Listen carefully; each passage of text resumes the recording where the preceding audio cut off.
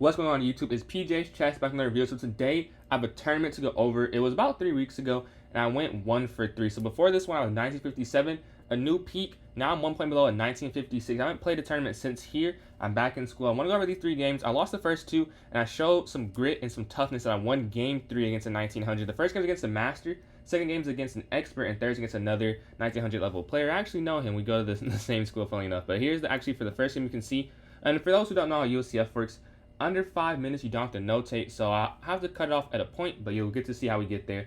Then we have the expert game, and then we have the game against the other 1900s. Let's get straight to this. First off, they start with e4, e5, knight to f3, knight to f6. They take in the center, and I go pawn to e6. Now, I'll say I was already thrown off. I played this master a few times before, and usually what he does is knight to c3 pretty much immediately. So I was a little thrown off. It was knight c3. Also, they tried d4. And a line where they get a queenside castle, but they didn't go for that this time. They go for the accepted variation. He said he hadn't played a tournament in a while, so maybe that's why, because that one is more, it's a more, what's the word, stringent line, more only moves. This is pretty simple. But yeah, let's go back here. I take here in the center the classical version of the Petrov. d4, d5, bishop to d3, bishop to e7, castle, castle, rook over, bishop f5. This is something I just started doing. If you watched my last video, I know I don't post too many, but I did have a video. The tournament before this, I actually won the game, and in the review of it, I said bishop f5, what you should do. I go knight back to f6 in that game there. In this game, I find the right move, which is bishop f5, or not find it. I learned the theory a little bit more, but this is the first time playing over the board. I played against a master, so definitely not the best time to get your first time doing a move in the tournament game. Yeah, here they go pawn to c4, pawn here to c6 from me. They go queen here to c2, pawn here to h6, knight to c3, and bishop here to b4. Now this is the best move here, and I thought I blundered after I went knight to c3. I take so long, and I'll get to it later, the time pressure, why I ended up losing the game, honestly. Now I played them pretty equal if you saw the accuracy, but they're up so much time. I spent forever on this move. For those who don't see it, say you just go a5. I believe you just lose the pawn here in the center, right? Take, or take. And it's something like this, right? Where white's just up all this material, which is not something I was looking forward to. And this is the only move I could find. I wonder if there's even another move that works. Not really. Oh, let's go back.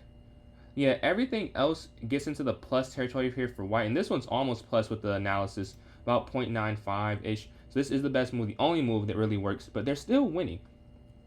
They go pawn here to a3. I take here on c3. Now again, if you drop back, I don't think it works. Because after b4, you drop back, they can just go for the same tactic here in the center. Where they take and win a pawn here. So you have to take the knight. A few only moves here for me. And I'll go bishop here to h7, which is the first wrong step. Not a 90% accuracy for these moves, but they had 92, so it doesn't really matter that I was accurate. I drop back to h7, because for those who don't see, I want to move my knight, right? But I can't right now. So say, this for example, say I did go here. They could just take this, and they'd be completely winning. And this is an example as to why I didn't want to keep my bishop there. I want to move my knight. So I'll drop back. Although knight here to d7 was better, I did not consider that too much, just because I hate that my bishop is stuck here, my knight is stuck here. A bad thought process, but that was my thought process. Well, I'm a 1900 and not a master yet. So in the game I went bishop h7, they went bishop to f4, knight to d7. Now I play it. It's pretty obvious. You have to develop, and this is where he just exhibits an insane amount of skill, I'll say. First here to c5. Now, this is a good move. Seeing this over the board with limited time left, already at this point I have limited time. I was really not managing it well. I was nervous. Like, okay, they push for it. They're guarding d6 amazingly. They're guarding b6. Now I was considering going b6 myself, and I didn't go for it. So I was a little upset that I missed it. I go pawn here to b5. A mistake. Now I should have went b6 anyways. I don't know why I can't remember why I didn't like this. Let's see. Let's go through the line. If they take. I think part of it. I don't know. I can't even explain why I did that. Yeah, b6 just makes more sense. I still could have went there. A bit of a bad decision, to be honest with you. Probably end up losing. But I go b5. They go bishop here to d6. I saw my rook here to e8. Knight 4. I take. They take. And now you can see how I'm in such a worse position. They have this bishop, this anchor. And if you take, you can never really take. Because if you take, this has to. I mean, for a few reasons, it's a mistake. You lose this. Yeah, you lose this too. Like, you would actually just lose 2 minor pieces. Or a minor piece like this. But you can never get rid of this with the pawn. It's past the C and the E pawn are not here to attack it. They would have this complete pass here. what is the word? Unguarded. Yes, I cannot think of the word. Excuse me. The unguarded pawn there. So they go knight here to e5. I took as mentioned, and knight here to g5. I'm trying to guard this bishop here on h7. You can't go back here to f6 because the pawn would take. The computer's saying queen to h4 is better. Not something I considered. After the rook forward, the position feels kind of dead, so I didn't go for this. Let's go back to the game. I took back with the knight. a4, a6, rook forward, a mistake. And I kind of thought this was a mistake during the game. I couldn't, I don't have an evaluation while I'm playing, but it felt kind of slow, honestly. But it doesn't end up mattering really. I go queen here to c8, rook slides over, queen to b7, queen slides here, and knight here to g5. Now this is almost at the end of the notation f3, knight back, and queen over. To give you an idea of what happens, essentially, all of the rooks get traded off. The knight and bishop gets traded off, and I'm in a queen versus queen endgame where they're up a couple pawns, and eventually with the time pressure, I end up losing. I did get a pass here with this b pawn, I believe, but I was just so long on time and I was blundering, and it just did not work. So I think it was 25 plus 5. But the plus 5 only does so much, really. Like, you get 5 seconds, but when you're playing a master, you need a little bit more time. But yeah, I thought it was a fun game, honestly. A frustrating game, to say the least. Not something I really wanted to lose, and I thought I could win this. And I didn't lose a game in the previous tournament for that one, so I was on fire in my head, and they put the fire out, so to speak. So let's go to the second game, where I have way less moves, but a lot to talk about with it. Where I lost to the expert, the quickest loss I think I've ever experienced in my chess tournament career at this level. So those don't know, I played for a while, when I was younger. In 2023, I got back into chess, and I've gone from 1442 to 1956 at this point. 1957 was my peak before this tournament. And I don't think in these 2 years I've ever lost so quick. It was ridiculous. You'll see here how I get to such a bad position. I go d4 to start off, d5, bishop f4, knight to f6, pawn to e3. I beat this person in the tournament that I went 3-0 in that got me to 1957 anyways. So I'm feeling good, although all time he has a high record against me. I had won the last 2 games we played. He goes c5, I go c3, knight here to c6, bishop d3. Now this is where I'd say I think is the first mistake. I feel like I could have either went knight d2 or knight here to f3. This is the book move. Knight to f3. I don't think you should go 2 bishops out. It's hard to explain. It's like the feel. When I played that in queen b6, I'm like, oh, this is not great. Now I go queen c1.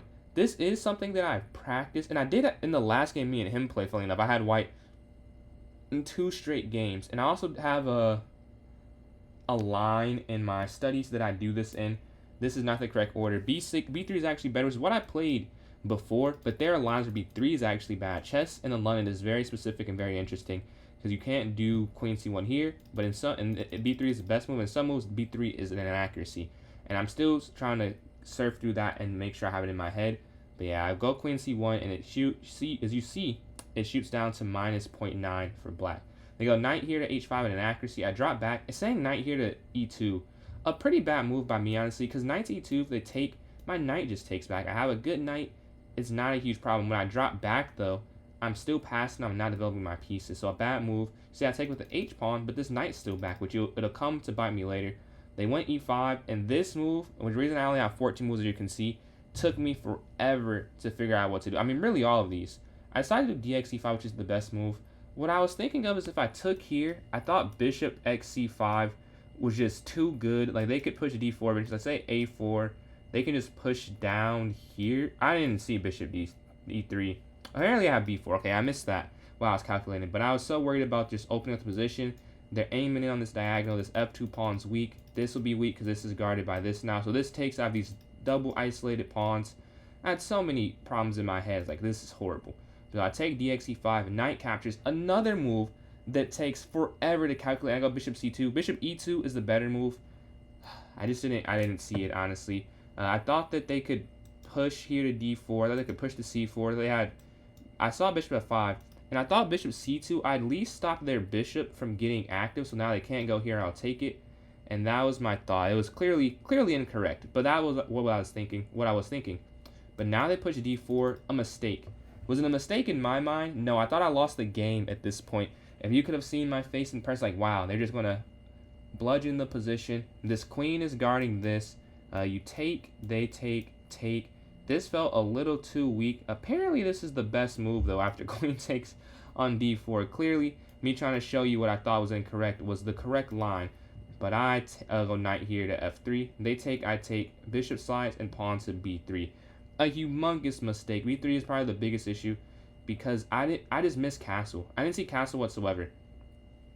And I want to try and guard everything here. So I go up. I want to stop c4. I want to stop them to do anything on this side.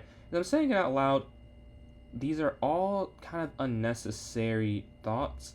During the game, there was something that I was calculating. I remember where they won a pawn, so I went there. So let's say, what if I go knight here? I have to be missing something here. Why did I do that? I don't know why I didn't go b3, honestly. Or why I went b3. I could have gone for a much different lines, but you know, that's chess. Just taking.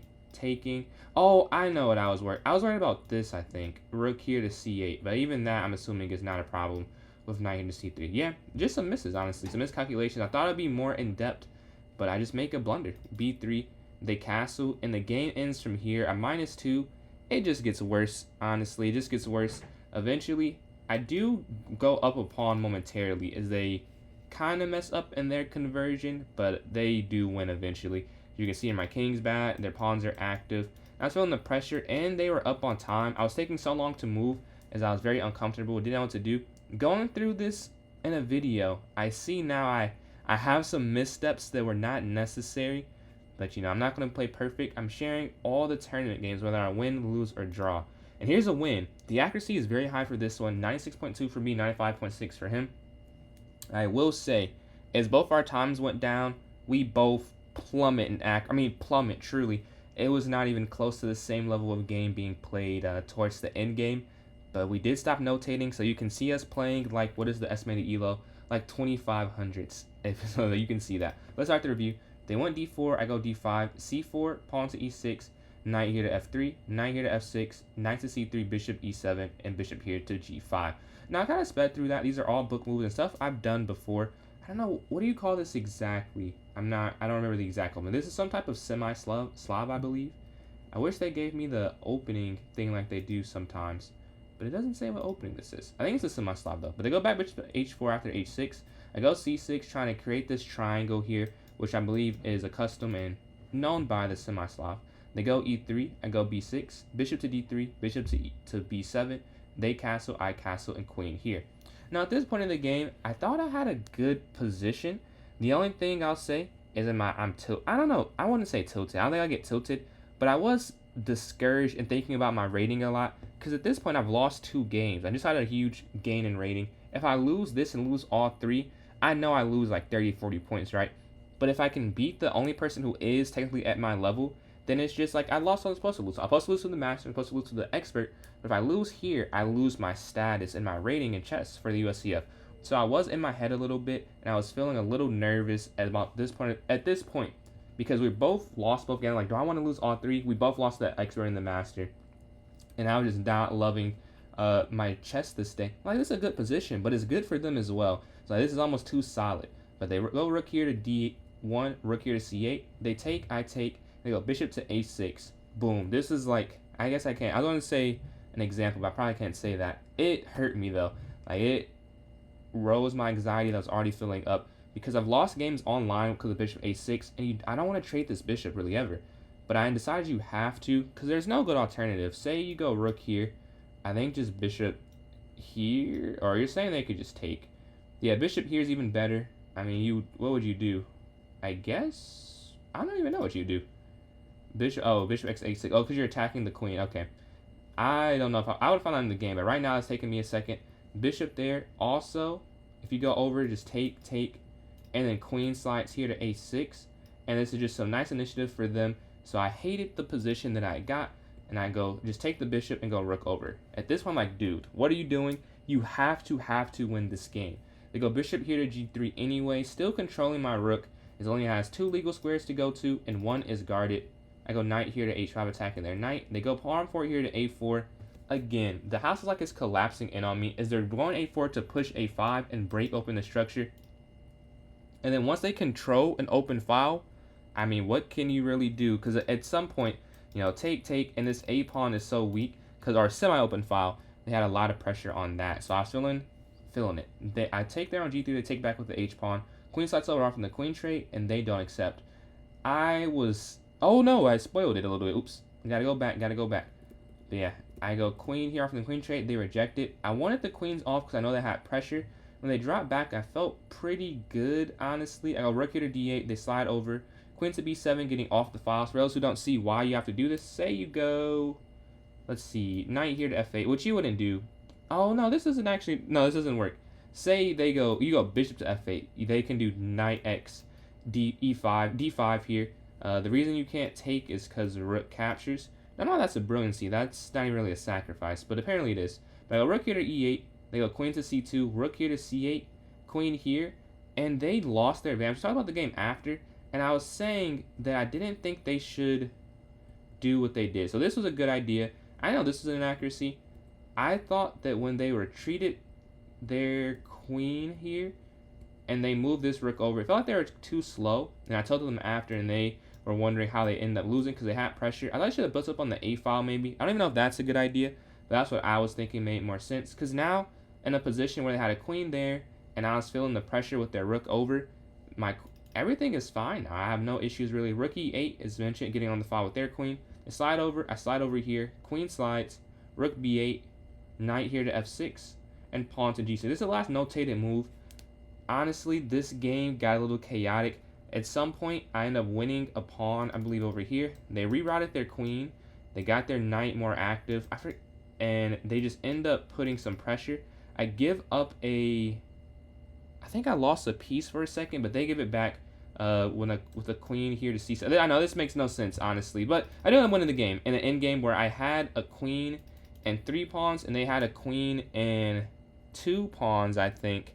But all my pawns are over here. I had like these 3 passers, and they had these 2 or 1 here by the king, and they kept checking and checking and checking with the king open and my pawns over here, and they're trying to get to take them, but they couldn't ever get it, and I was able to win on time. Although I think I would have won on the board as well, because I believe I had 3 connected passers at some point, but with no pawns guarding my king, it was more difficult than you would think. So yeah, that was the last tournament I played over the board. I'm sorry that I don't have the full games. I just still want to share them. Although I could definitely see the appeal of having the full game, like some of the tournaments I do review on. But the next one I do play, I'm trying to have the full game. I'll try to play a longer one for that one. Also, my first tournament back will probably be a more classical one. This one's like 25 plus 5. So yeah, I went 1 for 3. I dropped 1957, 1956. I think you'll see that in my thumbnail. I haven't made it yet, but I'm sure I'll put that in. Sorry if it's a little rough. This is a new mic if the audio's bad. I haven't recorded a video in a while. Thank you guys for watching. If you made it this far, you really enjoy my commentary. I do stream a lot if you want to check that out. Have some shorts, some vids. We're almost at 500 subscribers if you want to support me there. So thank you for watching, and I'll catch you guys next time. Doo-doo-doo.